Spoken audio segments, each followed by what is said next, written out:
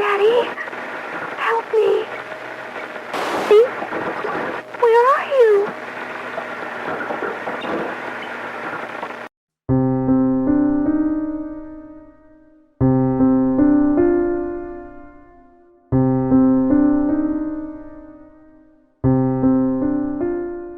Hello, and welcome to episode 43 of Voices in the Static, a Silent Hill fan podcast. My name is Whitney, and I'm a longtime fan of Konami's survival horror series and the owner of the fan site, SilentHillHistoricalSociety.com, which I don't update now unless I make a new podcast episode.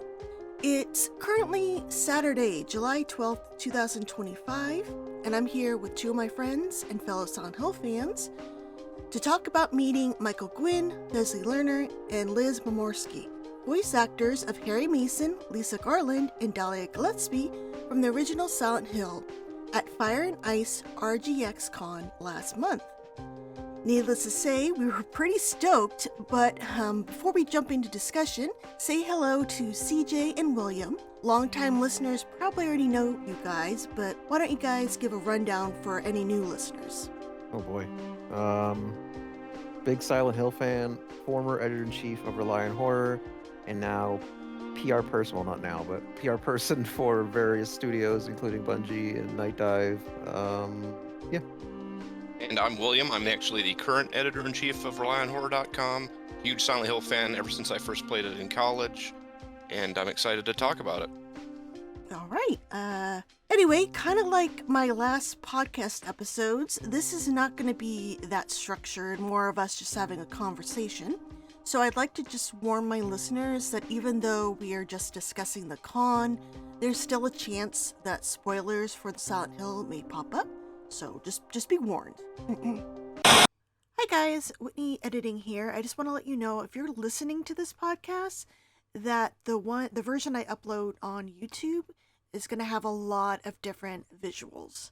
So like video examples and all that stuff. So if you're interested in seeing visuals with what we're talking about, head over to the Whitney Plays YouTube channel.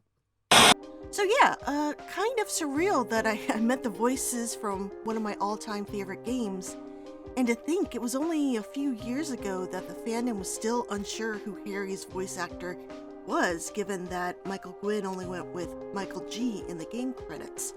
We actually have you to thank, William, for not only tracking him down and scoring the first ever interview with him in regards to Silent Hill back in 2018, but also convincing him, Thessaly, and Liz to do meet and greets at the convention.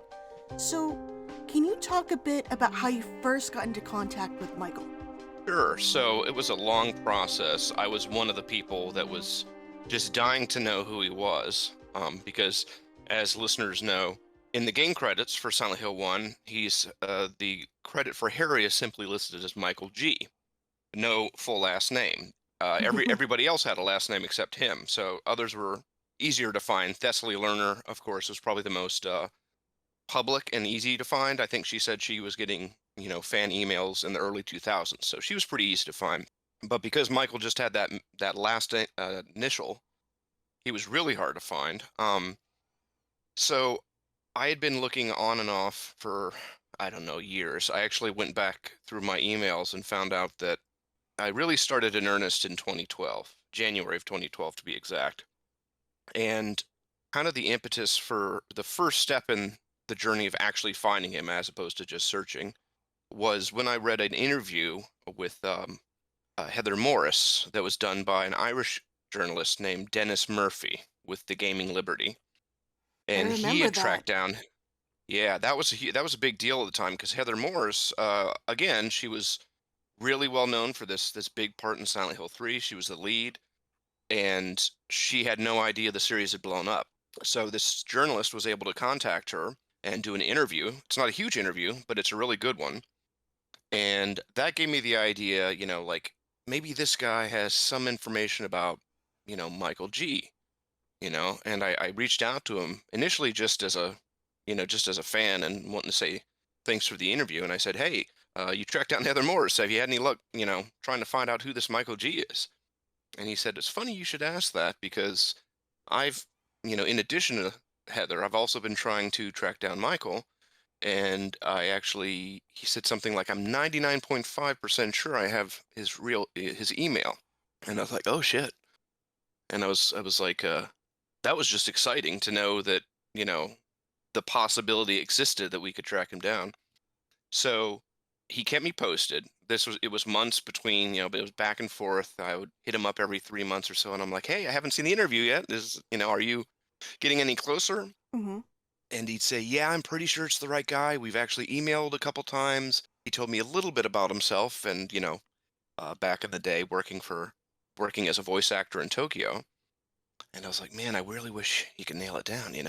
Um, so anyway, long story short, he did eventually end up contacting Michael and was going to do an interview with him. It was scheduled, and I just think it wasn't that Michael didn't want to do it. I think it just was one of those, people forgot about it or it fell off, and Dennis didn't want to keep bothering him, I think. But he was able to confirm his last name. Wasn't it the interview in EGM? Because I remember you asking me um for photos of that interview, and I think it was of Michael, but we were still kind of unsure because it mentioned him being a voice actor for Castlevania and Silent Hill. Right. And so just to clarify, I can't remember which EGM that was, but I guess it was after one. It was the one that was I think had a preview of Silent Hill Homecoming. Homecoming. That sounds Yeah. right. Yeah, and they had like a little blurb in the bottom corner. Yeah, he had Um, like a single page or something like that. yeah. So that was actually a separate voice actor, a different voice actor called Michael Gough, Oh, okay. Gough, which is funny because when I ended up tracking the real Michael G down, he said that was actually his acting instructor in college in Mm. California. And he had finally connected with him years later. And Michael Goff said, can you tell these people I'm not you? I keep getting all these interview requests. And I think for a while it was on IMDb, and he's like, I wasn't in either of those games. I want to say he was Lord Sadler in Resident Evil 4, the original. Mm. Yeah, that sounds And familiar. he was in either Oblivion or Fallout or Elder Scrolls, one of those. I think he was also a So Wesker. I he's what? think. I think he was also a Wesker. I'll double check. Oh yeah, that's possible.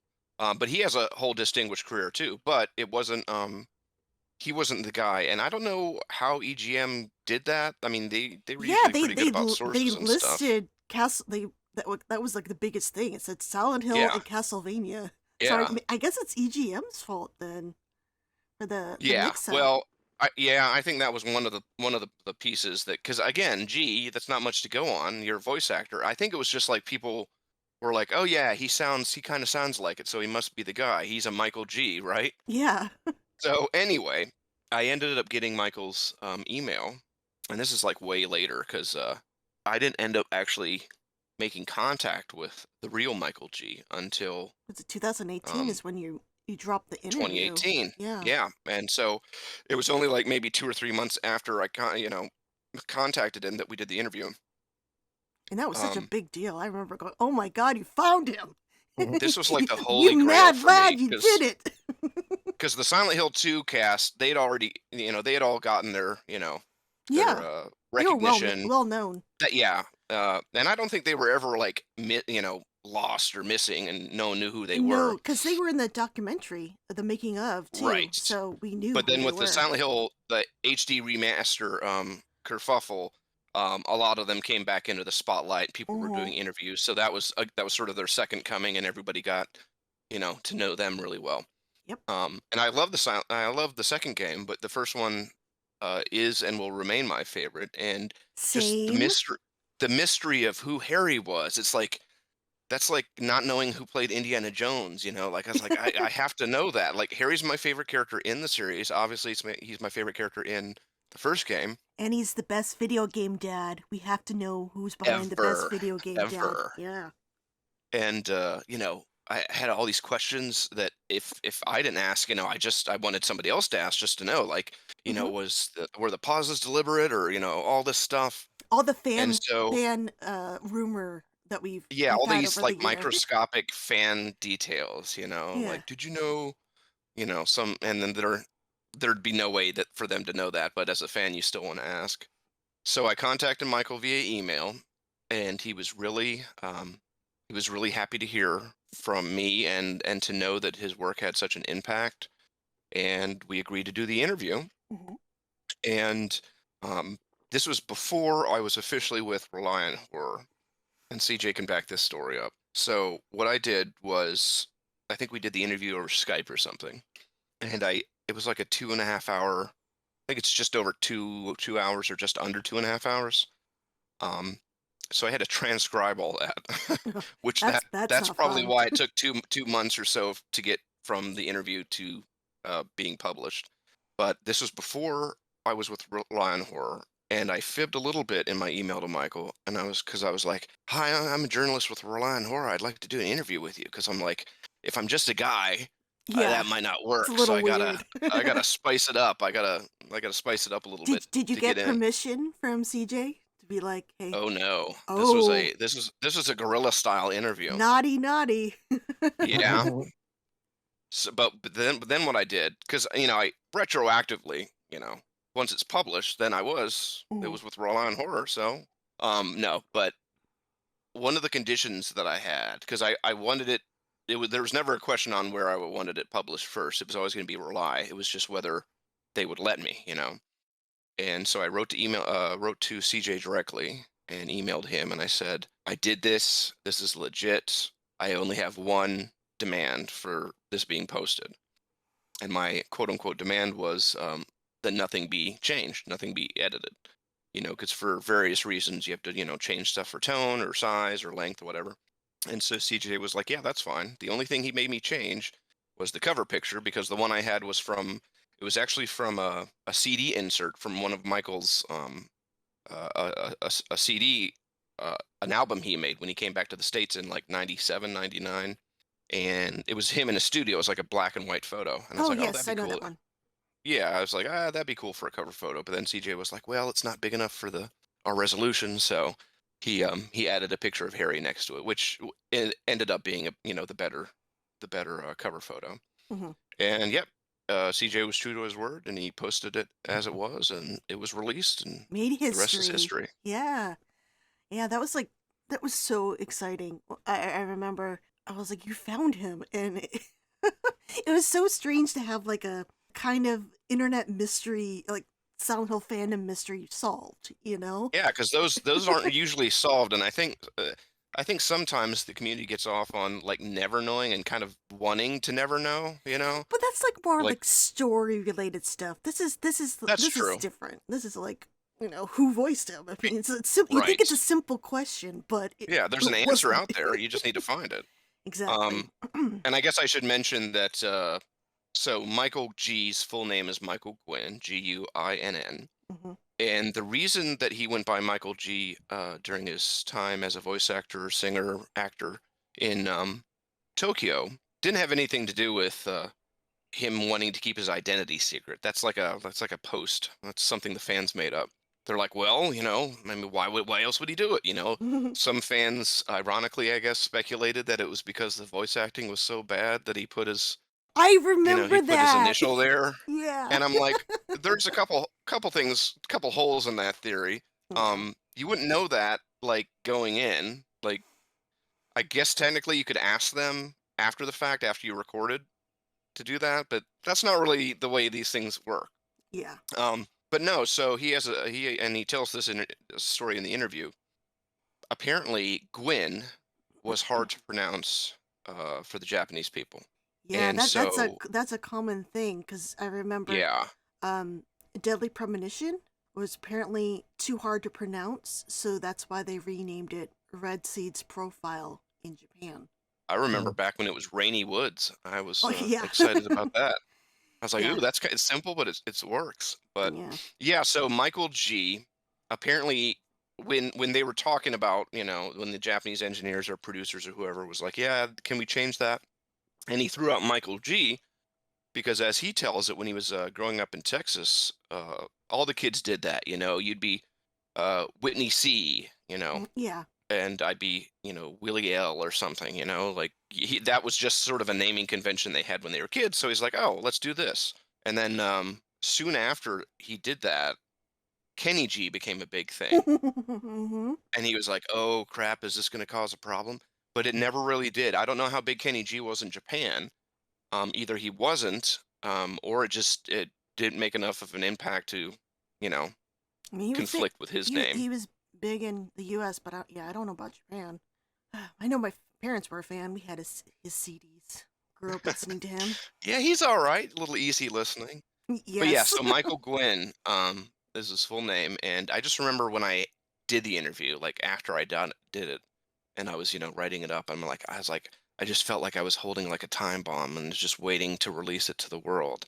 Because 2018, like what is that? 99, 2018 minus 99, what is 17 years? that's what Or yeah, at least not knowing. And so to finally know, and because every message board you go to, that would be one of the questions. Because obviously he's such a big part of the first game. oh my god, I'm so bad. So It's 19 years. I don't know why is it 17. 19, yeah, Oh my I'm god. terrible at math. So Yeah, you can tell which subject I struggled with. Don't worry, same here. but yeah, it was great finally getting that out there and just letting everybody know this holy grail that I had found. Because Yeah. honestly, I mean, it was fine to share it with the world, but I really did it for myself. I was like, I wanted to know, and I wanted, if I had to do the interview, fine. And I remember I put every question that I wanted to put in it, and we posted the text version on RelyOnHorror.com first, and then later on I had my own YouTube channel that I did the extended audio interview because obviously for content and length reasons we had to kind of trim it down a little bit just for the written version, but I wanted to have the full version up on YouTube, and I'm pretty sure it's at least over 2 hours. And initially, I was thinking I should maybe chop it down to half-hour segments, but I'm like, you know what? No, Just we've been looking for release this the guy whole for thing. 20 years. Mhm. Yeah, this is YouTube. You can pause it and come back the next day. I'm putting everything in this one video. Yeah. So if you want to, because it's all self-contained, if you want to hear every single thing about him from his not just his Silent Hill career, but his voice acting career and his singing and just his really incredible life growing up in Texas and then California, then it's all there. So if you wanna parse it out, space it out yourself, that's fine. But I wanted it all in one interview. Yeah. So, how did you go from finding him to convince him to do a convention appearance? So that's another interesting story. We had kept in touch after the interview here and there, Mm-hmm. and I sort of morphed from still always going to be a fan, but I morphed from a fan to an acquaintance to then a friend. We would text here and there or email each other every now and again. And there was this other project which I still have to keep under wraps, Ooh. just because it's another little fun thing.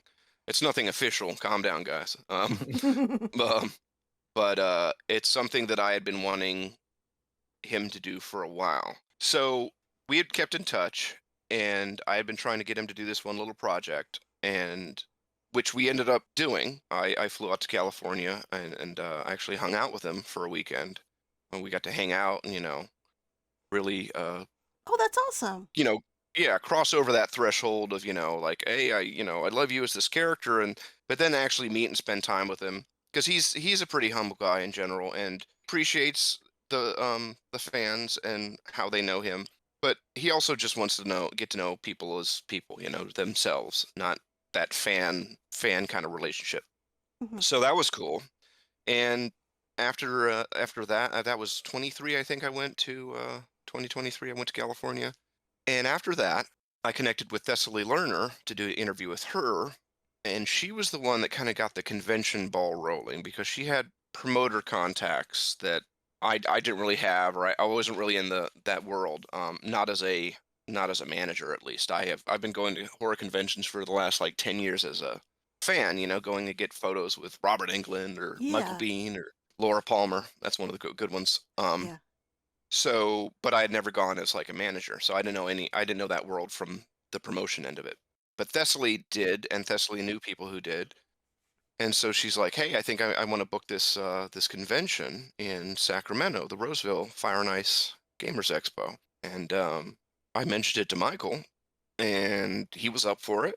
And that same promoter was able to get in touch with Liz Mamorsky, and she lives right outside of Berkeley, I want to say, in San Francisco. And so a combination of myself, Thessaly, and Jack, the promoter, were able to get everybody half of the Silent Hill cast, which is, I mean, that's kind of impressive in and of itself. Yeah, I was like, wow, there's like three major characters here. Yeah, it's like it's good that the Silent Hill like cast wasn't bigger, like 14 people, because then that would have been even harder. But I was actually more surprised that this con was semi-local to me. Like it was only maybe an hour and a half away. I was like, wow, okay. yeah, I don't have that to worked fly out. anywhere. This is wonderful. That worked out. Now for me, I flew from South Carolina, so it almost couldn't have been any further away. Yeah. But that was Uh, fun. You know, I'd like to think that even if I wasn't involved in any of it, I would still, hopefully, I would still have found a way to get over there, yeah. or at the very least, you know, waited for something on the East Coast. So yeah, they were able to get the three people, the three, I guess you could call them the leads. I guess they're all technically leads, right? Well, one's a lead, one's like supporting, another is the antagonist. So, Yeah. And a fun fact, I actually did get in. I am in contact with the actress who played Alyssa slash Cheryl, Oh, woo, that's neat. and again, you know, before I contacted her, she had no idea um, that this thing was so popular. I told her about the Silent Hill 1 remake and how we're trying to get the original cast involved in some way. So fingers I crossed would on like that. cameos at least. You know. Cameo, or I think in like an audio log or some kind of Easter egg. But I think, you know, obviously the new script for the remake is going to be longer and probably a little more complicated, or at the very least a little more detailed. And so it's not just a matter of, you know, syncing up their old dialogue to new stuff. That's not practical. That's not realistic. But if you can have them in just, you know, like a little small part, maybe a radio announcer, or, you know, Yeah. a tape you find, something like that. That could be fun. Maybe even a photo here and there. But yeah. So I'm also trying to get Sandra Wayne, who played Alessa Sherrill, involved, and then also reaching out to Susan Papa, who played Sybil, and Jerry Ann Monroe, who played Dr. Kaufman. So hopefully one of these days we'll have all six of them in one place. Wouldn't that be crazy? That'd be hmm. awesome. But they are, I just want to mention, they are doing another convention this at end of this month. They'll be at the, well, Michael and Thessaly will. They'll be at the Classic Game Fest in Austin, Yes. Texas, the 25th through Yes. the 27th. Are there plans for more conventions in the future, or is it just this one for now? For now, it's just this one. There are some potentials on the horizon. I can't go into too much detail, just because, you know, if we end up not confirming that or not booking that, then it's not Okay. much point bringing it up. But yeah, we would like to do more. I know Michael and Thessaly would like to do more, just because they had a great time at Roseville. Got to meet these fans and, you know, talk to them face to face, which as a voice actor you don't really do. You know, I mean, on-camera actors have the advantage of people knowing what they look like, right? So on the street or at a convention, they're very recognizable. Yes. But voice actors, you know, they go into a booth and they do their job. Maybe it takes an hour, maybe it takes 5 hours, but they're done, and then they go on to the next job. And that's the way it was for pretty much all the Silent Hill actors, Silent Hill 1 actors.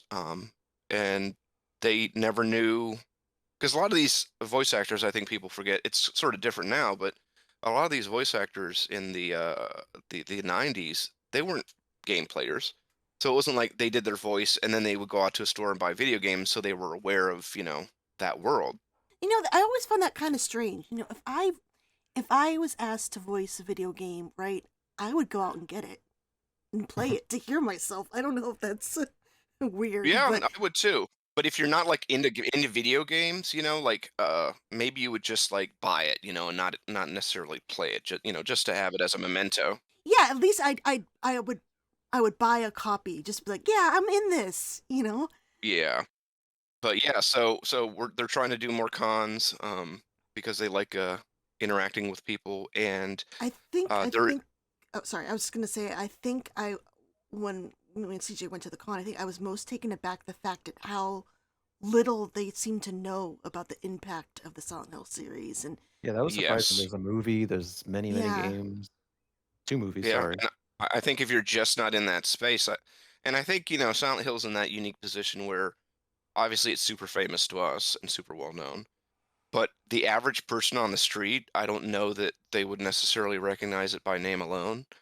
As opposed to say Resident Evil, you say Resident yes. Evil, and even someone's mom would be like, "Oh, isn't that movie?" Or they'd have some kind of notion of zombies or action, even if they didn't know the game, as they Well, might know I don't the 8 know. movies or whatever it is. I mean, we have 2 movies and we have a third coming. I think some people, at least Fog, the Fog in Silent Hill is very well known Yes, because yes. I've heard, like I remember I got all excited because years ago, Ghost Adventures, they were in some place and a siren went off and goes, "Oh my God, it's like we're in Silent Hill," and I went, "They mentioned Silent Hill! Oh my goodness!"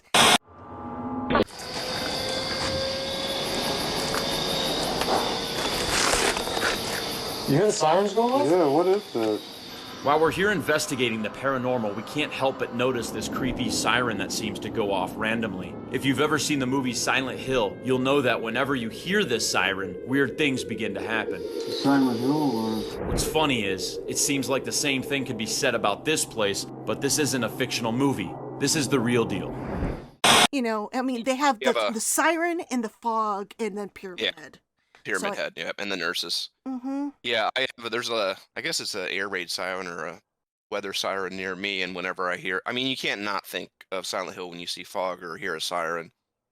I mean, all And the fog pictures fans post. right, right. Look, I'm in Silent Hill. There's fog. I remember being pleasantly surprised when the creators of Stranger Things cited Silent Hill 1 as one of the inspirations for Mhm. the series, and I was like, it's kind of cracking through to the mainstream. Like now we have professional creators that grew up with these games like us, like they're around the same age as us, and now they're making stuff, and that's a direct inspiration for them. Because I know creatively, Silent Hill has always been an inspiration. It might not always show in some of the stuff that I do, but there's always something underneath that I can connect it back to that game. Is it always on your mind? It's always on my mind, in my restless dreams, etc., etc. Yep. Well, I guess we can move on to the actual con itself. Hold on, I gotta mute my phone. All right. So the con was pretty small, but it was wonderful to see that the table for the Silent Hill meet and greet was pretty busy on Saturday. So me and CJ, we went together on Saturday. I had a blast chatting with the fellow fans in line myself, and I was surprised at the range of ages. I thought it was just going to be like old fogies like me. But there were like eager fans half my age in line. Were you guys taken aback at how popular the table was in comparison to the rest of the guests? I don't know about myself, but everybody who went there from the Silent Hill team, Michael, Thessaly, and Liz, not only was this their first time at a convention talking about Silent Hill, but this was their first time at a convention ever. So none of them really knew what to expect. The promoter had kind of pushed it as, this is going to be a big thing. I was hoping for a good turnout. But again, even though I've been to lots of conventions as a fan, I had no idea what to expect. I didn't really know the area. I didn't really have any kind of baseline. So everybody was pleasantly surprised when, I'm just going to go out and say it, as that was the most popular It booth was. at the convention. It was. In terms of voice actors. Yes. Obviously, that had a lot to do with this being their first ever appearance. But if you take that fact away, I think just being able to meet the original Silent Hill cast is such a once in a lifetime opportunity that people would have gone. People, and not just Silent Hill, but Michael went to he voiced Dracula in Castlevania Symphony of the Night. What is a man but a miserable little pile of secrets? He was the announcer in Ridge Racer. He was one of the bad guys in Time Crisis. So these are like PlayStation 1 era like hallmarks that everybody grew up with. So even if you're not necessarily there for Silent Hill or Castlevania, you might be there for one of his other roles. And just to be able to meet these people was such a unique experience that I think it still would have been we still would have had a really good turnout, even if it wasn't their first time. Would you say there was more people getting something Silent Hill signed over like Castlevania? I mean, because I know Castlevania is really popular, but Right. Yeah. So they're both Konami titles. Castlevania was 97, Silent Hill was 99. I think overall Silent Hill was the most popular. Michael was signing a lot of photos at the event, and one of them was sort of an 8x10 of the original American cover, the kind of the silver inverted hairy cover with the title on it. Mhm. So I think that was the most popular. I think we ended up selling the most of that. And then the second most popular was the bust of Dracula from Castlevania, and it had the "What is a man" quote at the bottom. So I Yeah. think a lot of people got a kick out of that one. So I think those were the two most popular photos that he signed. And then of course people would bring games and game covers and posters and things like that, Yeah, their own stuff to sign. there was a lot of game. When I was in line, I saw a lot of game covers. Yes. And a lot of really unique stuff too, like custom made posters, and someone was wearing the dog meme as a t-shirt. Oh, I like that And shirt. Yeah, I saw that. yeah, You it took was a just picture for I me. I saw so much cool stuff, and I mentioned it to both of you guys. I'd only just recently learned that there was a day one edition of the original Silent Hill Yeah. with a silver, not quite foil, but a much more reflective silvery cover for the day one edition. Hmm. And I was like, well, crap, I didn't know that. I thought I always had the original one. And then at that convention, I got to see at least 4 or 5 of them. Like actually, they let me hold them and look at them, and I was like, wow, you can tell a difference. And it was cool seeing stuff like that firsthand. Like someone had the original Japanese release, someone had the demo disc Yep. for Silent Hill that they had found at that convention, Yeah, and I I was saw like, that what? Reddit they posted on Reddit, and I was like, oh wow, that's a good find. I hope they didn't have to pay a whole bunch for it, but I think yeah. he said he only paid like 100 or something. Oh, Um, okay. Yeah, because when I got to my be able to find copy, that at the actual convention, yeah, the that day that the actors are there. I mean, that's like, and that guy said, he's like, I don't think the seller really knew that they were there, or like, Wow. so it was one of those serendipitous moments. yeah, that seller could have brought it over and then charged like an arm and a Yep. leg for that. Because Yes. I think $100 is around what I paid for it back in like 2010, and now whenever I see them online, they're like a couple hundred. So he got a good deal. Yes. Sorry, I Mhm. didn't mean to cut you off there. Oh no, that was it. Oh, okay. Yeah, I kind of have that. I know that sometimes celebrities are asked to sign like a body part for a future tattoo. Did anybody ask for anything like that? I did, I Whitney. wasn't. Yeah. Besides Whitney and CJ, um, I wasn't there at the table the whole time. I guess I could ask him, but I don't remember anything like that. I remember the closest we got to that was fans showing tattoos of stuff they already got. Hmm. Oh, Um, what was the coolest tattoo then you saw? ooh, I think it was her name was Dare, and she was helping us on Saturday. She was one of the convention staff, and she had actually just gotten a Halo of the Sun on her, I want to say right below her right collarbone. Oh yeah. It was just like the white outline, so the black would be her skin, and that was really cool. She had like just gotten that the day before or something, and that was really cool. I can't remember a ton of other tattoos, but I think that's the closest he got to doing any kind of tattoos. I don't think, I mean, that could change, but Yeah. yeah, I don't think he Michael Jackson someone's arm and then had I it know. get I knew tattooed. it was kind of like a long shot, but I'm like, someone might be just crazy enough to ask, but who This is knows? true. Maybe we need to just wait for another convention. There's got to be someone out there. I mean, it was a smaller convention. Maybe if you guys are at a bigger convention, like more weirdos would come out. Oh yeah. Oh yeah. They also did a small panel as well where fans got to ask some questions, which was really eye-opening. Again, I couldn't believe they didn't know how popular Silent Hill was, because I mean, it's a bona fide franchise now, with 2 movies, and we have like another film on the way, and all these games, and the remake just sold 1 million copies.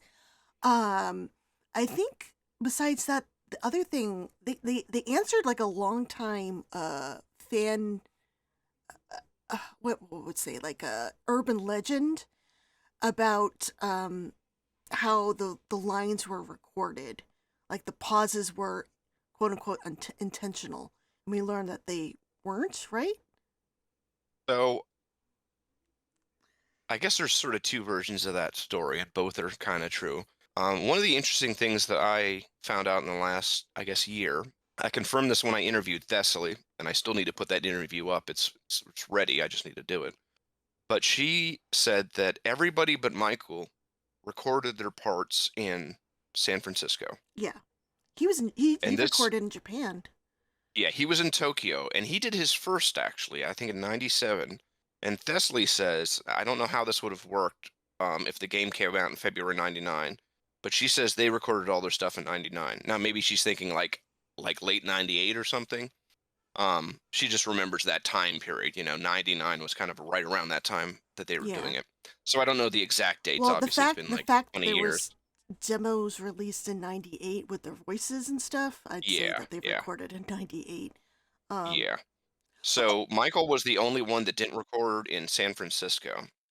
When I don't know if I've personally asked Thessaly about the pauses, but I asked Michael during our interview, and I think he has a little bit of a different story because he was recording in Japan. He says he was told to leave a pause after he finished one sentence. He would pause and then start the next sentence. So that is not like that's like not an artificial post production thing. That's a live. He did that live, was it to and make it easier for editing? Because I think that's the theory. That's what it sounds like. Yeah. oh, Because I obviously think I got Japanese engineers.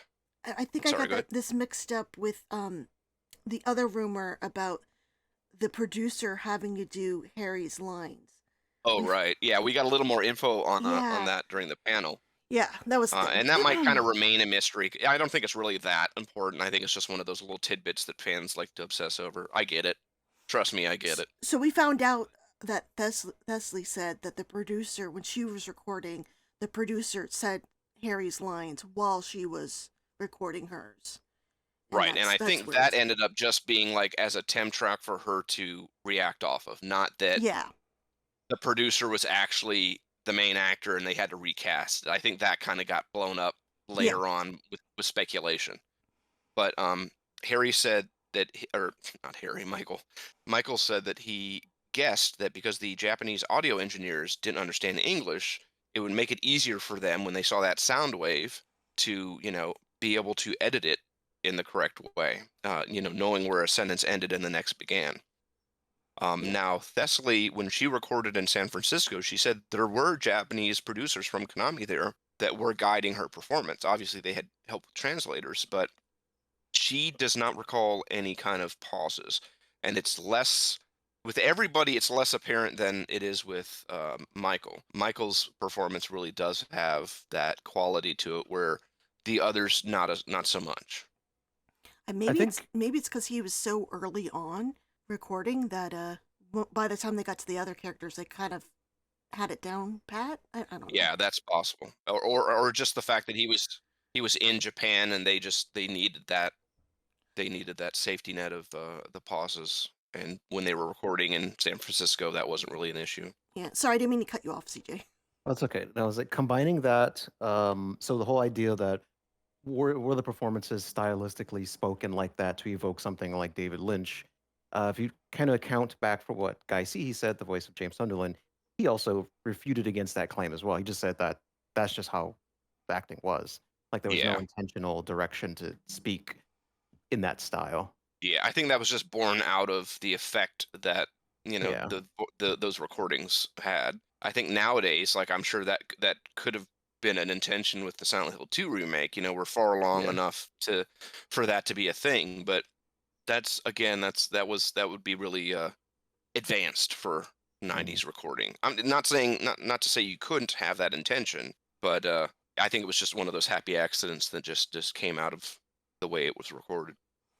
What was also kind of fun also was just hearing their normal speaking voice, and you could hear notes of the Yes. character. Like definitely with All of the Michael sounds just yes. like Harry, but even like Liz and Thessaly, I'm like, oh, I can some of the cadence of their speaking voice. I'm like, oh yeah, that's Dahlia. Yes. We'll definitely have to post a link to that panel because it's Hmm. on YouTube now. They posted it.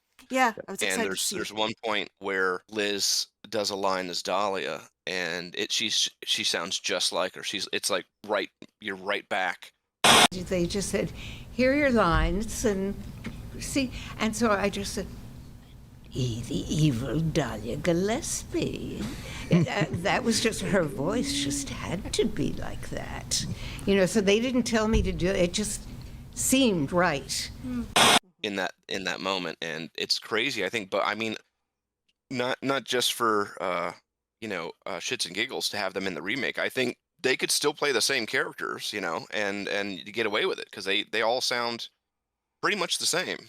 Yeah, I definitely would like to see at least a cameo. Because I think with the remake, a lot of the voices they're actually doing the acting as well. So they're mocapping the actual voice actor. Right. But yeah, I still can't believe we're getting a remake. Oh god, it's like still unreal. Yeah, I'm a little nervous about it because for so long, like one of the reasons I like Shattered Memories so much is because of how different it was. I remember when this is before we knew all about like Cold Heart and how it was adapted into a remake or reimagining. I remember thinking like, ooh, I don't know if they should touch part one, because it's so much a product of that PS1, dithered fog hiding, draw distance kind of artistic aesthetic, that to do anything to it is going to change that. It's almost like you're repainting the Mona Lisa. It's like, well, her skin doesn't look as good, so we're going to make it, like a technological thing. But I think now I'm more excited about the remake because of obviously the success of how well Bloober Team did the Silent Hill 2 remake. Mhm. But also I think I'm kind of secure enough with my relationship with the first game to go, okay, you'll always have the first game, you'll always have that cast. It's okay. They can do something new. And I was actually surprised how far Bloober Team went to differentiate the Silent Hill 2 remake from the original, because they're all the big pillars are there, but it deviates a lot. Not just locations, but dialogue and certain motivations that are either streamlined or with Angela, they're kind of extended. Mhm. And so I think we're in an interesting place after the Resident Evil remakes where it shows you how much you can kind of diverge or have it be different than the original and still retain that feel. Yeah, definitely. CJ, what were some of the things that stuck out to you at the con? I mean, I've been talking a lot about it, so I want No, to get yeah, your honestly, take. the biggest thing was I was honestly surprised that the Silent Hill section was the busiest in terms of voice actors. They had people from the original Resident Evil games, various other Capcom titles, and it's just like, okay, the first group of tables, which is the Silent Hill folks, those are the busiest. That was honestly the biggest surprise for me. I was like, oh, okay, wow. Not only were there still enough fans to warrant that number, but also they found out about it quick enough to actually be there in numbers. Yeah, a lot of So I was, people. Well, one of our friends found out the night before, and then they're like, yeah, "I gotta go," and they went. yeah, and we even stumbled upon someone we knew from the community. I mean, we knew a weeks before at least. It Yeah, was, we all had a nice little giggle when Whitney and CJ showed up because I was like, I love the Resident Evil people. I'm friendly with them, but the Silent Hill table, all of them had a decent line the entire day on Saturday. Sunday was a little less busy, but we still had people. But Saturday was the big day. Everyone came out, and Silent Hill always had a line. mhm. and they said, "Guys, it's been like this all day." And I was like, "For once, Silent Hill beat Resident Evil." Yeah, we were giggling about that. We're like, yes, Silent Hill's on We top. finally got our spot in the sun. Well, well, well. How the turntables.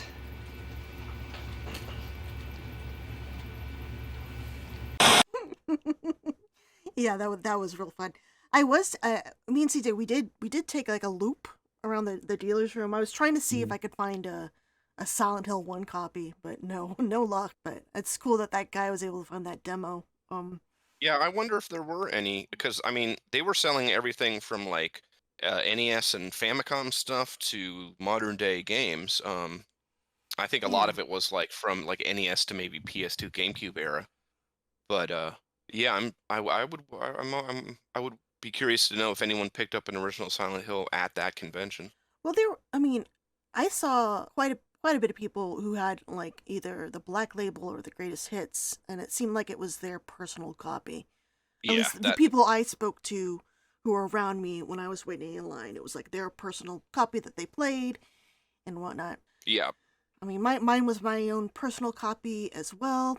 I remember me and CJ were like, "What color Sharpie should we use? What would look That the was a tough best?" decision, honestly. Yeah. Because it's like you don't want it to blend in too much. You want it to contrast, but like still match. And I'm like, we settled on red, right? We both settled on red Mhm. because Mhm. red on gray, which is like the logo, which is like the color scheme anyway for that cover. It matches. Yeah, you don't want it to look garish. Yeah, and Yeah. it worked out in my favor because mine already had Akira's signature, like weird squiggle thing in the middle, right? And that was silver Sharpie. And Dahlia Liz, she accidentally like wrote a little bit like over his signature. So his signature still like pops out because it's the red over the silver. So it worked out. Yeah, you had to be strategic to be able to get it to fit in the right area. And you know, those PS1 covers are not very big, Yeah, so they're really tiny. I was like, damn it. I was so glad I brought a poster so they could have a little bit more room and like yeah. put a quote as well. Though I didn't get Dahlia to put a quote because I felt bad because she seemed like have her hand was shaking. I'm like, you know what? You could just sign your name. I don't want to tax you out here. Yeah, it'd be But funny if Silent Hill had gotten a long box release, you know, because oh, that would have then been you would have had a awesome. huge cover. Yeah, like the Resident Evil one. Yeah. Did they stop long boxes in like 97 or something? Or That I, sounds right. Yeah, because I want to say Mega Man X4 came out in '97, and that was a regular CD jewel case.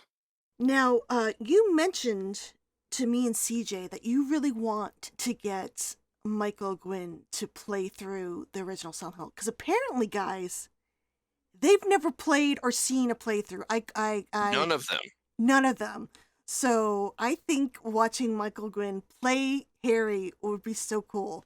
I hope he can make that happen. Like, is he interested in doing a Let's Play? He is. I think it's funny because you know, Michael, Thessaly, and Liz have their own reasons for not playing it. I think at the end of the day, they're just not game players, right? But Thessaly has said she's too scared to play. She doesn't like horror. She doesn't like horror games, so she's too scared to play it, which is funny. But yeah, I would like to accompany Michael on his first ever Let's Play through it. You know, have a setup to where maybe we'd be on a green screen in the bottom corner, Oh, that'd and be awesome. the main screen would be the game, but you'd always have us there in the corner to see the reactions. I've seen I think the Uncharted and Last of Us playthroughs with Troy Baker have had that kind of setup, and I always found that interesting because no matter what part is happening in the game, you don't have to cut to anything. You just look down and you can see the reactions. So yeah, that is something I'm trying to set up. Michael's game for it. And And I you're told gonna make him play. I'm gonna make him play because he's like, okay, I'll do it, but you're gonna have to play. I was like, no, you're playing. I can help you out a little bit, but you got to learn to do this. You gotta tackle that you gotta play piano yourself. puzzle on your own. And that's the whole reason that people would tune in, right? Yeah, I mean, definitely that would be a Is to hook see for him me. play. Yeah. And it almost kind of doesn't matter how well he plays. It's just getting him to play the game he's in, and listening to all of them listening to their performances, because I think the closest anyone's gotten is, they go on YouTube and, they might see like a little clip or something. Yeah. But watching a video of a game being played is completely different than playing it yourself, right? Mm-hmm. That video is always going to have the same times that things happen in it. You're never going to be able to look a different way. So that's why video games are unique, a unique medium in and of themselves, is because you control all that as the player. Yeah, I think I'd be really surprised to see to see them maybe go struggle at the same spots that a lot of fans did. Kind of amusing. And if I had the production resources and or money, I'd be like, ooh, what would be a great idea is to do like a night vision let's play, like in the dark. Like Ghost Hunters, but but a let's play of Silent Hill. What is that? Would you go to him, or would like, I assume Yeah, you'd I'd go probably to go to him. Yeah. It's more the videography end of it. I'm not as well versed in that, and I would want to make it look good. I would want to make it look, professionally presentable. Yeah. So we've been we do have a couple contacts that we may reach out to cover that end of things, but I would like to be personally involved, me and him sitting next to each other on a couch and actually watching him play it. That'd be great.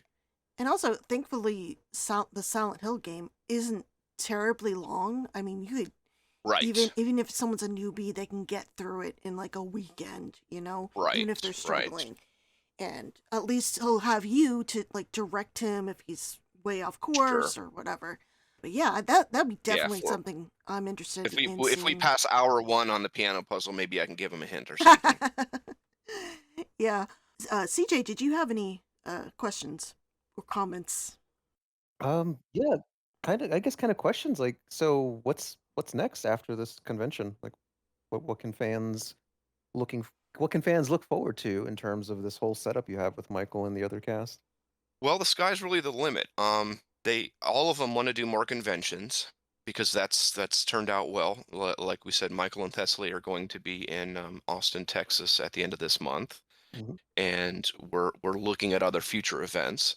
But the end goal, at least for Michael, and I assume this is true for Thessaly and Liz, is conventions are nice, but the ultimate goal is to, get back into the voice acting scene, because Michael was never really retired, but he did other stuff once he moved back to Japan. He still sang and was connected to other professionals, but he kind of got out of the voice acting business, and he's wanting to get back in. So conventions are fun, but they're also sort of a professional stepping stone to get back into the voice acting industry. And I think all of them, not just Michael, but all three are still very talented and still have what it takes to be entertaining. And again, personally, I want to see them in a new role, not just Silent Hill related. I think they're all not better than Silent Hill, but I think there's more to their story than just Silent Hill. And I want them to keep working, and I want to hear their voices in new games, because things have come a long way. Whitney, earlier you mentioned that nowadays, when they cast an actor, say for Silent Hill 2 Remake, that they're not just casting the voice, they're casting the face, they're casting the way they move. And so they're doing performance capture for an entire character, which I've always thought has been a good idea. Because in the past, they might cast one actor for the body performance, another actor for the face, and then a voice actor. And sometimes those don't always gel perfectly. So I think it's a great idea performance-wise to cast one person. You have the likeness, you have the body movement, and then you have the voice. So everything matches perfectly. So I think it'd be cool to see any three of them in like a motion capture performance, the same way they do stuff in like Last of Us or Death Stranding.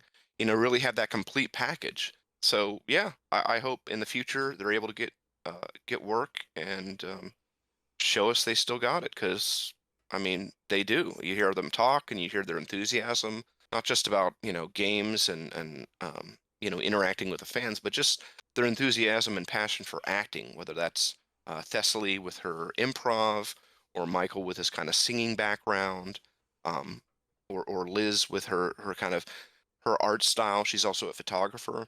So I think there's many things an actors can bring to a role, and I'm a fan too. And as a fan, I'd like to see what they could do next. Yeah, follow-up question. are you hoping to expand your roster of voice actors and making them more of them accessible to fans? Maybe Heather Morris, anyone else?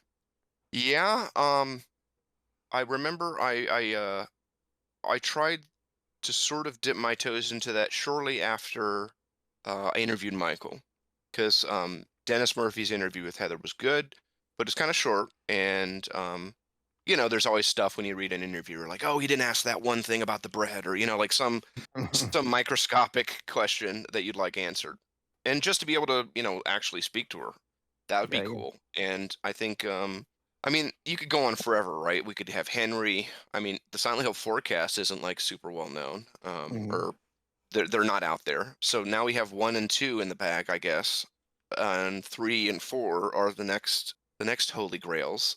So yeah, it's possible. I know I'd personally like to interview Heather Morris and maybe get her back into the convention scene. I know some voice actors are aware in a general sense or a vague way of the fandom and the community, and some are turned off by how those communities behave, and some are just oblivious. But I think if they have the right guidance, and the people who manage them are responsible with, how they present themselves at appearances, then I think they would be up for it, and I would love to get that set up. It's always been, I've always seen like the Resident Evil voice actors doing like a lot of fan stuff. So it's nice to see Silent Hill finally kind of participating in that Yes, like part of interaction with fans. So, yes, it's been way overdue. It's a long time coming and way overdue.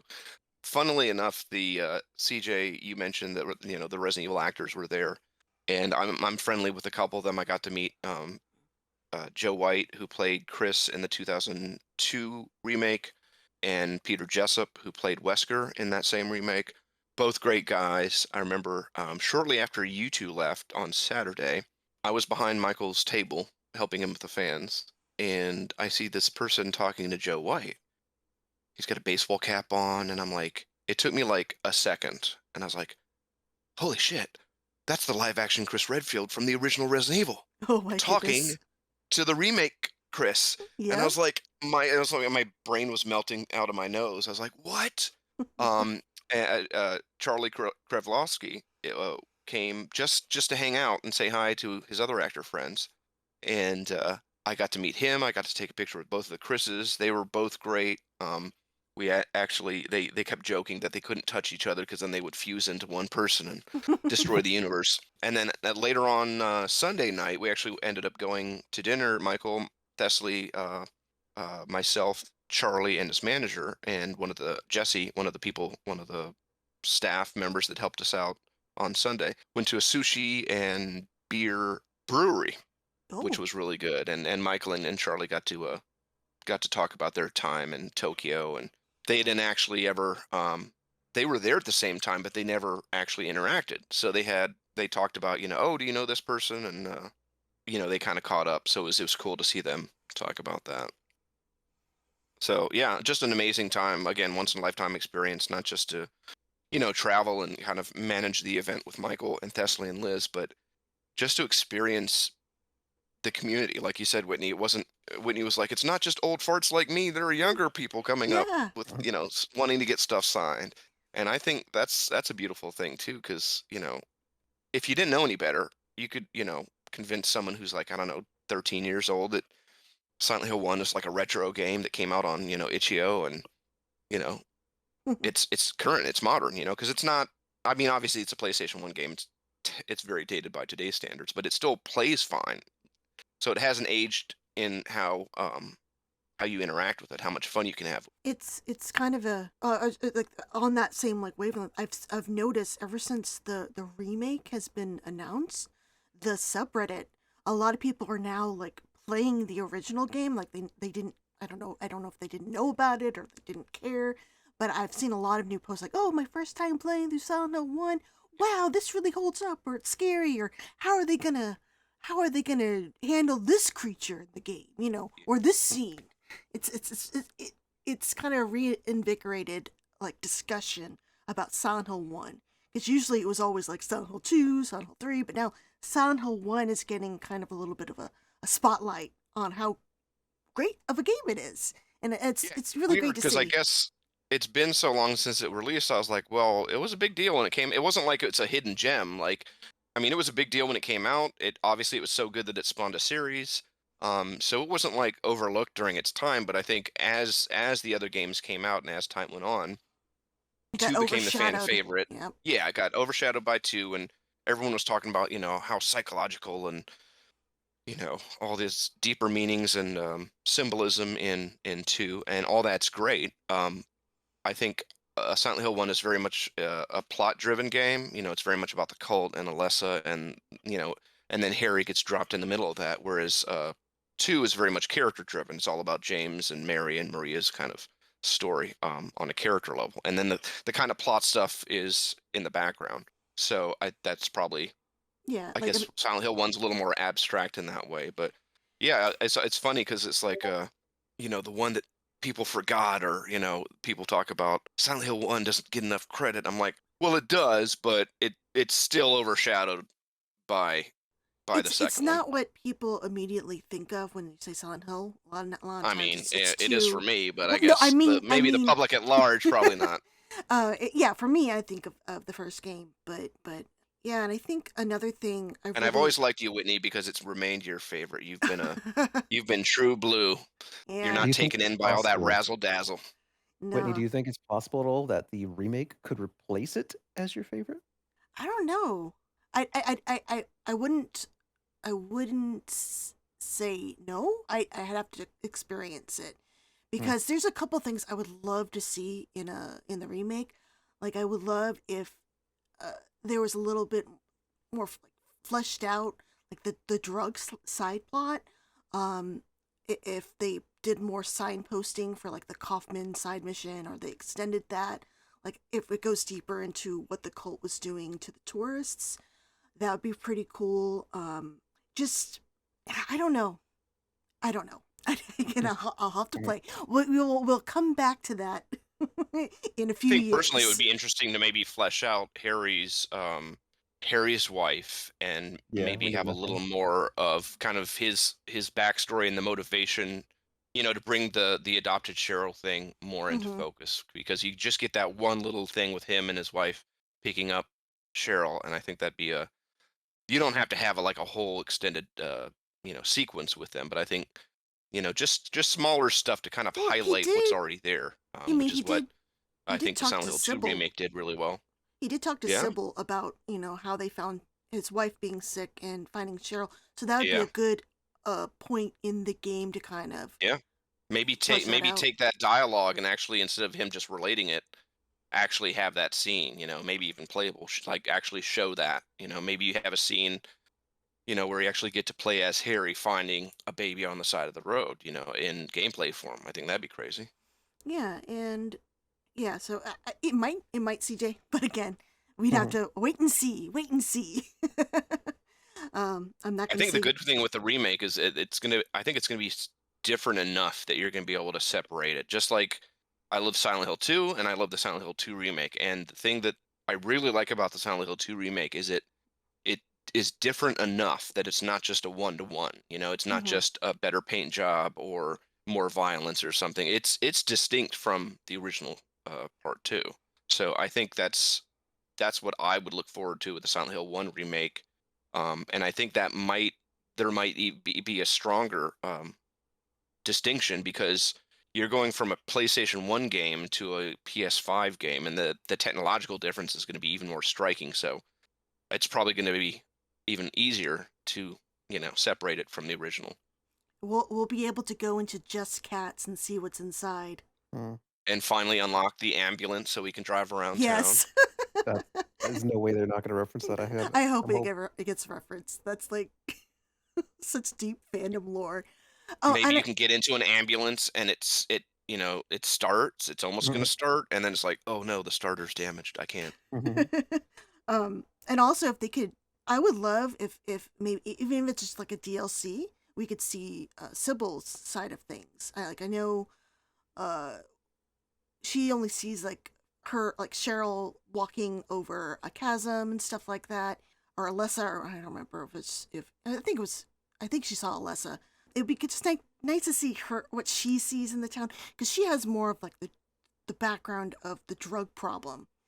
So that could be another way for And her the- relationship with Kaufman, like some of those things in that opening cutscene that you never actually get to see in game. Mhm. Just like the part in the Silent Hill 2 opening cutscene with James carrying Mary and that whole wall of limbs and everything. You never actually see those two things in game. But in the Silent Hill 2 remake, they do have that wall of limbs in the actual game. So it'd be cool to see maybe something similar in the Silent Hill 1 remake with actually showing Lisa and Kaufman arguing and hearing what they actually had to say. Yeah, I wonder if they would actually bring in some of the lore from Origins too. Like, I know that a lot of people don't count it as canon, Yeah, but I personally, I'd be fine with them not. That's just me. Nothing Mm. against Origins. I just think that retcon stuff. I think there's a difference between like a reinterpretation and a retcon, and some of the stuff they retconned in Origins story-wise. I think the game is great, but story-wise, I think it's always a slippery slope when you go back and yeah, did you know where they got Dahlia's Pepsi from? We're going to explain that. Like no one really needs to know. That's not really important, but oh, but I I think, do. I need to know. well, yeah, Whitney needs to know, but No, I'm just joking. I think what I'm most excited for though is being able to explore old Silent Hill and Central Silent Hill again, and being yes, actually able to go into more buildings, because you only yes, were and able to just go having into it a be few. that like no cuts too, the way the Silent Hill 2 remake was, where it's all the whole thing is an open map, and you go from the street to inside a building and all that. That was so cool. And you really didn't think about that until you go back and play those the earlier games, and you know, you open a Yeah, door and there's a load screen, and you get used to that. And so with the remake, it was so cool because I remember especially when you first get to Brookhaven, in the remake, and you just walk in the door and it's all there's sunlight, and I'm like, that's so crazy. And then when you leave, it's such a dramatic difference because you come out and it's the Rust world and it's at night and raining, and it's such a completely different look. But again, it's the same. It's a streamline, no loading. You're just walking out into yeah. the street from the hospital. I thought that was crazy. I'm already imagining Harry either going down that alleyway and seeing that transformation, or the one in Midwich where he goes into the clock tower and he comes Oh back out yeah. and it's like the other world, elementary school. I mean, yeah, they're just, oh, I'm just so excited again, and we have so long to wait. But And the extended boss fights and how they're going to interpret some of those, like I just the first one in the boiler room with the big slug monster, like that you're basically just running around that fire shooting at it, right? Just think what they could do with that, and the moth fight, and Mhm. extending that kind of stuff. I think the best example in Silent Hill 2 remake is that extended Angela fight, which was like crazy. I had There was no idea that they were going to a lot of push it lore that drop far. in that too, which was really Yes. cool. In Yeah, an organic way that like it fit with the gameplay too. You weren't having to stop the game to listen to it and then move on to the gameplay. It was all mixed together. yeah. Oh man, I'm so hyped. I've never been this hyped for a remake because it's like what I've wanted for such a long time, and I can't believe it's gonna. Now I have a reason not to kill myself. I gotta be Yep. alive for this remake. Yep. I sent you guys that meme. CJ, Yeah. what are you looking forward to in the remake, or what would you like to see? Oh, definitely a lot of the same things Whitney talked about. Some expanded stuff would be nice. I don't think it necessarily needed to be as I don't want to say padded, but like, a little bit more extended as Silent Hill 2 remake. I'd be fine if it was more closer to like 1-to-1, which is a little bit additions. I don't need it to be an extra 10 hours or 20 hours. Right. You That doesn't don't really you don't fit need with. your money's worth, for $70, get like a Yeah. 30-hour game. You're fine with like a more truncated, like 10, Yeah. 15 at most type thing. And I Yeah. think besides like the cult stuff, I mean, the Silent Hill 1 story is pretty simple. I mean, Mhm. it's essentially about Harry trying to find his daughter, and then you have this cult that's involved, and it's not super complicated. I mean, it touches on the history of the town, but it also keeps it purposely vague to keep it mysterious, because if you ever found out everything, you'd be like, oh, okay, cool. Now I never have to play it. Whereas Silent Hill 2 had a lot more, personal backstory and James's mental state and Angela and Eddie and all these kind of these mirror images of the main character. So I think there was maybe a little more room to grow with that without Yeah, like breaking the game. Sorry, what? I'm very excited in the visual direction. I want to see how they interpret that part of Silent Hill. I want to Yeah. see reimaginings of all the monsters because, they're very low poly, so there's a lot more Yeah. room for exploration and how to Yeah. really show them.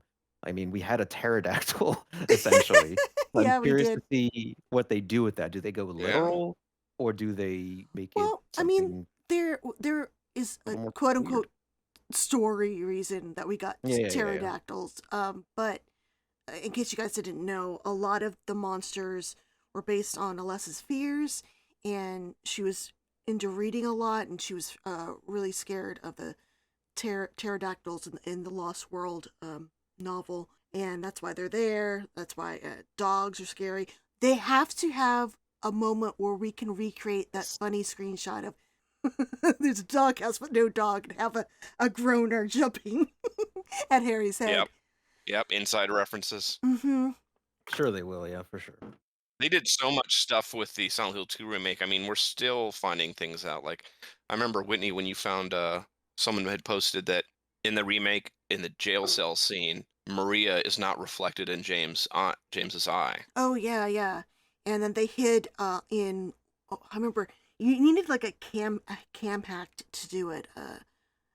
Numb Zombie did a playthrough, and he found that in the first room where you fight the lying figure, there's like a VHS, and you could see some tapes, and he zoomed in on them, and they were the titles from the movie showing in the theater in the first game. Shoot and oh god, I always forget this shit when I'm recording. But anyway, the movies you're seeing at the theater. I thought that was a really cool like reference, even if most people didn't see it.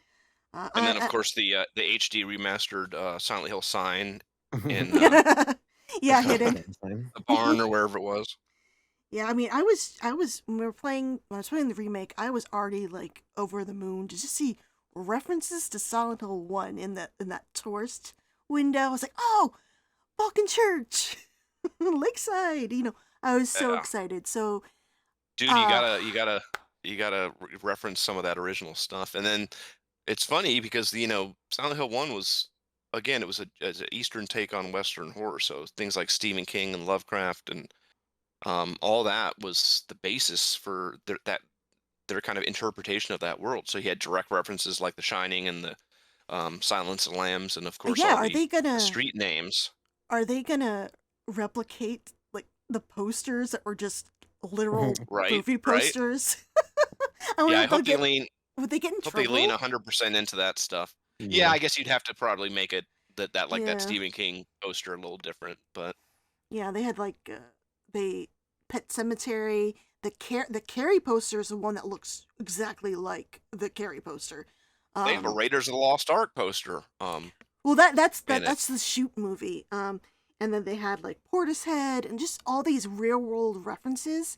I think I would be a little bit disappointed not to see the Gangsta's Paradise thing on the bench, but I could understand why.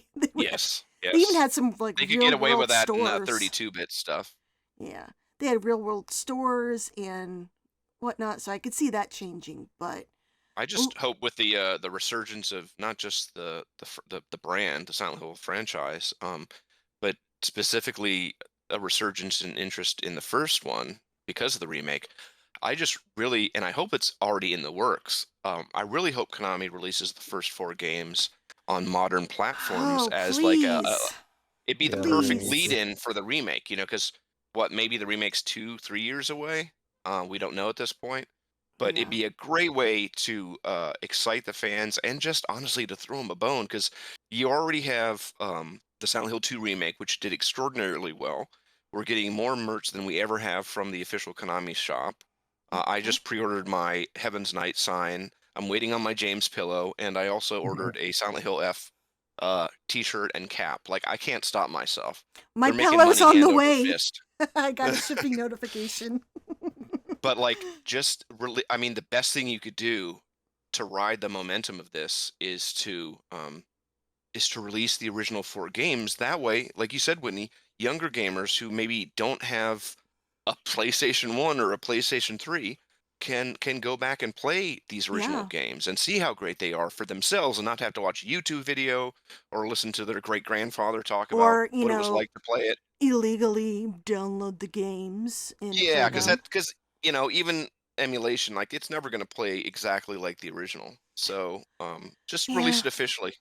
Like my People will friend pay money. People will pay you real Yeah, right. money to Money. play these games. my friend wanted to play the first game. She's never played it, and she wanted me to watch, but she had no way because she doesn't have a PC. She can't.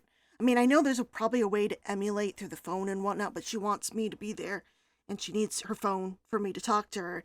And she doesn't. She's not like rich or anything. I ended up buying her a disc, just the Silent Hill 1 disc. And the prices people are asking for Silent Hill 1 discs are insane. I saw like a broken disc. Someone's trying to sell a completely broken disc That's for like that's 30 stupid. bucks. I'm like, who's gonna buy What am I going this? to do? Tape it together? Yeah, it was or like it super was glue in it? literal pieces. And I was like, why is this up here? Is this like a flex? Like I could sell a broken ass disc? But yeah, just I mean, you could frame it as some kind of like alternate art thing, but you're never going to be able to play that. yeah. And like just disc alone, people are asking for 150 bucks. And it's just Wow. it's become really out of reach for a lot of people Yeah. who can't emulate, they either they don't have Yeah, the and that's just know-how the or game. I the mean, equipment. PlayStation's I don't think they're super expensive, but that's another thing where if you don't have a PlayStation, you got to get the game and then you got to get the system. I Mm-hmm. know right now on eBay the average price for a complete in box Silent Hill 1, regardless, Black Label or Greatest Hits, is about 250 right now, which isn't like crazy, but Still, like if you're a teenager or a college student wanting to get into the franchise and play the yeah. first game, that's probably way out of your price range. Yeah, they had Silent Hill 1 on the PlayStation Store Yeah. for $5, I think, or $10. It doesn't matter. They used to have it on for a PS3. I don't understand why they can't do that for the PS5.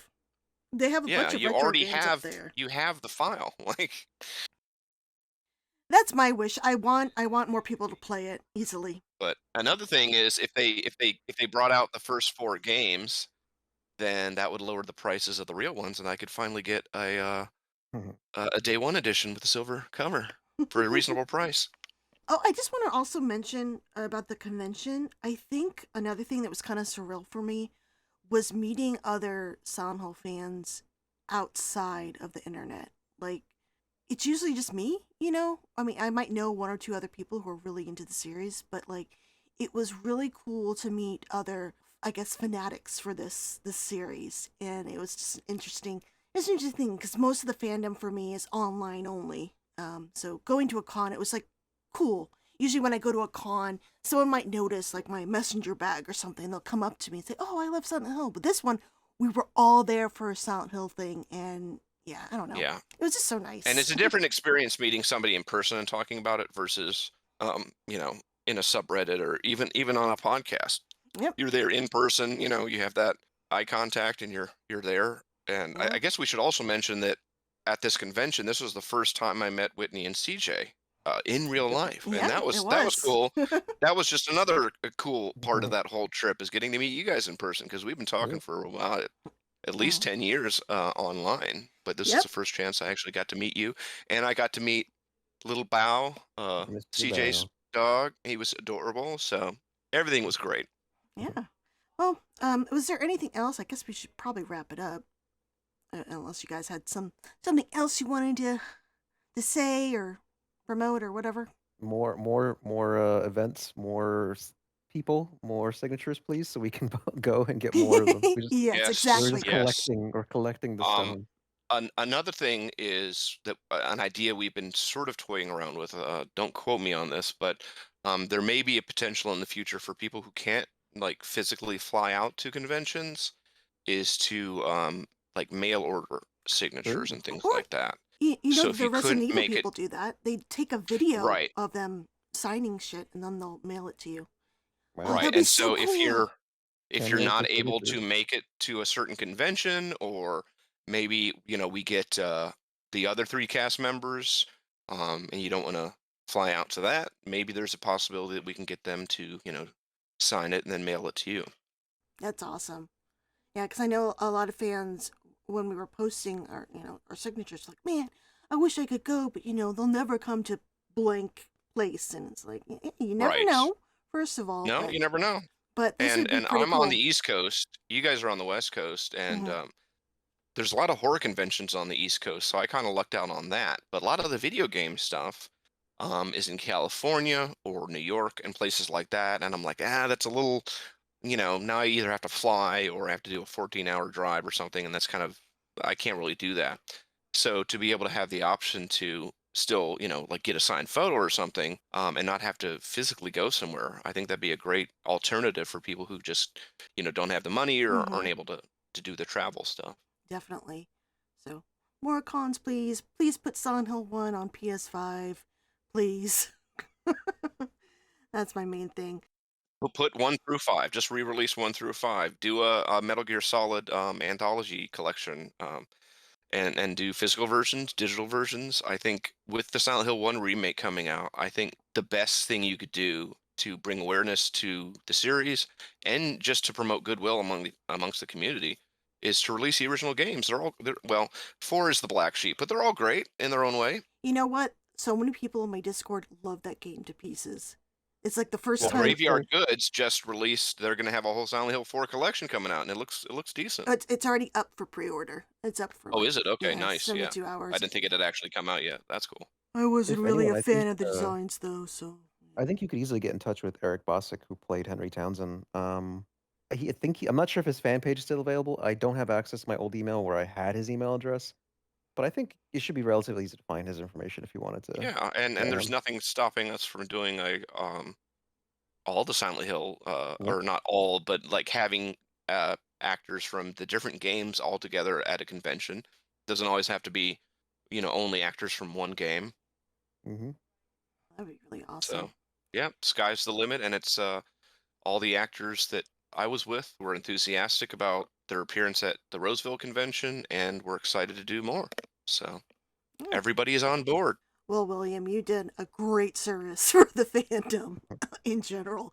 It was it's a labor of love. It was a passion project, so it didn't really feel like work because I got to hang out with Michael, and Yeah, and just be alongside him during this experience, which was an adventure unto itself, and getting him to see firsthand what he's meant to so many people, the both impact, him, yeah. Liz, and Thessaly. Like, people would come up with these crazy stories about, it was a dark place in my life, and Silent Hill really helped me out, and he gave tons of people hugs, and I mean, it was really a humbling experience, and to see that firsthand at his first convention, at all their first conventions about this game that they did 20 years ago, and it's still affecting people, and they're still so deeply connected with. I know I am, and like you said, Whitney, it's so cool to see that in person. So that was a whole nother dimension of it, and I just keep coming back to the phrase, once in a lifetime opportunity. I'm going to remember it for the rest of my life. And, I never thought, playing in college that I'd be all the way, over the rainbow and doing stuff like this. But it's such a cool opportunity, and I do not take it for granted. I still can't believe it happened. I still can't believe it. Silent Hill's been a big part of my life, clearly. And my favorite, I finally got to meet some people behind my favorite game. And the coolest And they're thing, finally getting the recognition for stuff that we've known for, decades, right? yeah. They're finally getting to meet the people and hear the stories about how much people loved it. So I think that's another big part of it too. And the coolest thing was this meet and greet, because it was a small con, like, they could spend like several minutes with like one person, Yeah. It wasn't that crowded Right. They could take the time, like fans could tell their stories and whatnot. I mean, I didn't really do it. I was a little bit too, like, I didn't want to be annoying.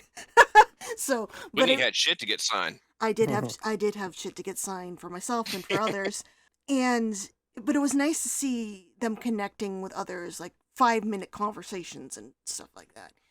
So I hope the next con they can do the same. Yeah, now the Texas one, that's the Classic Gaming Fest or Classic Game Fest, in Austin. That's going to be a sizably larger venue. But I hope that the Michael and Thessaly will still have enough time to, be personal with the fans, and because that's what you want. I know when I was going as a fan to different horror conventions, you want to have a little meaningful conversation. You want to have something substantial you can take away. And if you ever feel rushed along, or if you're just like cattle, that never feels fun. So I was really happy that they were all able to spend time with the fans, and at least 5 minutes, which, depending on the kind of con you go to, that's kind of a long time. Oh yeah, are they gonna do another panel at the Classic Game Fest?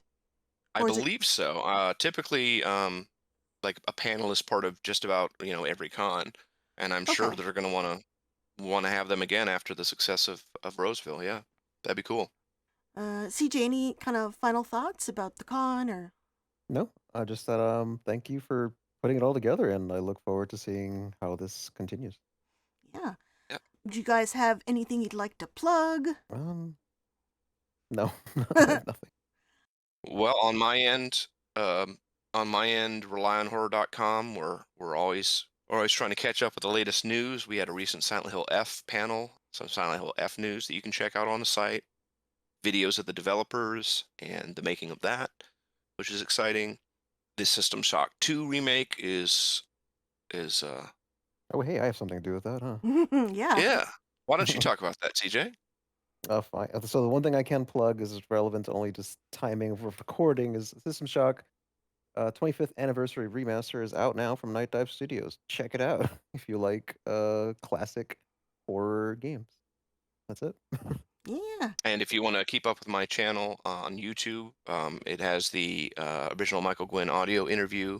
My channel is Screaming Wave. It's got the nice little black and white wave logo on it. If you want to check that out for the complete 2-hour plus exclusive interview with Michael Guinn. And I don't really have anything to plug. I'm doing Extra Life again this year. I'm planning on in September streaming my first playthrough of Silent Hill F. And I'm gonna do another 24-hour stream. I was thinking about doing a 24-hour stream in the summer, and some people would really like me to play Silent Hill 4, so I'm thinking about doing that.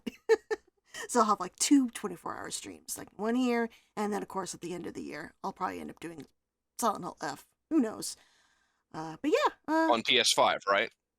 No, on PC.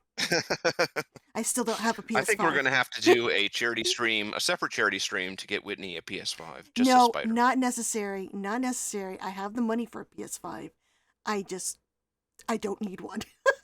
Yeah, it's getting less necessary to get one anyway. Yeah. You don't want the Masahiro Ito custom art version? Oh, I'd buy that. But yeah. That would be for my collection.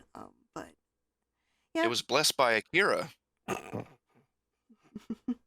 Oh yeah, that just made me think of what are they going to do for a collector's edition of the Silent Hill 1 remake if they do it? Man, they didn't do a collector's edition for Silent Hill 2 remake. I don't have high hopes anymore. Well, they did a digital deluxe, I guess, but I meant a collector's edition, yeah, like Resident a physical Evil. one. Yeah. That was a missed opportunity, but I guess maybe they were hedging their bets on whether or not it'd be super successful. I think there's a better chance for a Silent Hill 1 collector's edition, a physical one, since the remake did so well. Because people, I'll pay for it. I got that $150 Indiana Jones and the Great Circle collector's edition. It had a giant globe in it and oversized steelbook and all that. Didn't have the game. That was a digital, but had everything but the game. I wish, man. I wish. So maybe, what would you get as a steelbook? What would you want as a steelbook? The notepad that Harry saves on, or? Oh, that's cute. Oh, Runes, Flauros runes, and all that. I for a collectible item, it might be cool to have a Flauros or a replica Radio? baggie with White Claudia in it. Mini. Oh no. I think I can do the radio. maybe the Oh ampule. yeah, the radio as a steelbook. radio, That'd be yeah. cute. Yeah. And one of those like little mini health rings or something. That'd be cool. Yeah. The Japanese cover would be cool as a steelbook too. Mm-hmm. Just the tiles. Do you think Harry's gonna go into a room in the remake and it's gonna have that? Like it's gonna be a tiled room with that smear on it? That'd be cool. Oh, that would be cool. That almost looks like one of the bathrooms. So that could go. That could be the tiles in one of the school bathrooms or something, or hospital. Oh man, I would love a collector's edition. Bluebird knows their stuff. I trust them at this point. The thing is, like, the first game was the best-selling Silent Hill before the Silent Hill 2 remake, and now that's over 2 million now. So, fingers crossed that the success will allow them to like, hey, let's put some more money in cool pre-order bonuses for. Yes. For More than us. just a steelbook. I'd be happy with a steelbook, but I'd also be really happy with the collector's edition. Yeah, I wish we got a steelbook here. Apparently, you have to order from Amazon UK if you want a steelbook. I don't know why US is not getting one. How much more did the original sell over 2? Because 2 is the greatest hits as well. Well, Silent Hill 1 was like over 1 million. Right, but didn't you have to? How many did you have to sell on the PS2 to get a greatest hits? Was it not over 1 million? It was like 150,000, I think. Oh, I thought that was 1 million too. I guess not. Or 200,000. Yeah, it wasn't 1 million, but that's what it ended up selling at least. Gotcha. Yeah. Well, again, it was lovely talking with you and learning more about how this all came together. I'm hoping we'll come together sometime after Silent Hill F's release and discuss what we thought of that game.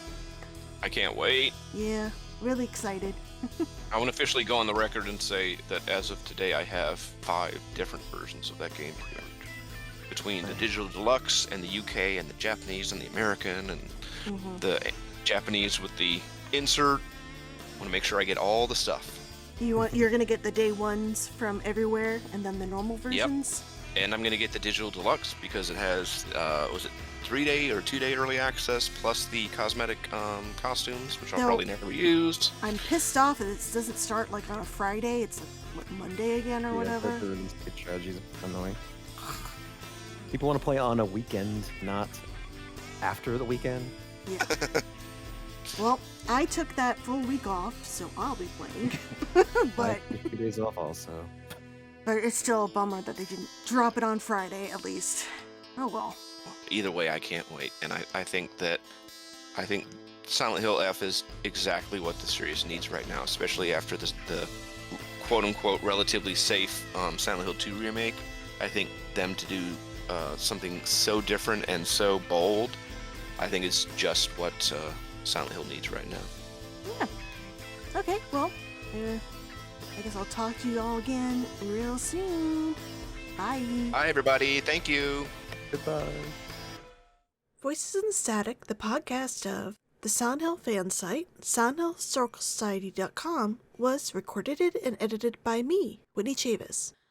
I want to give a big thanks to all my guests and you guys for listening. It's been a blast gushing about this series to you all over the years.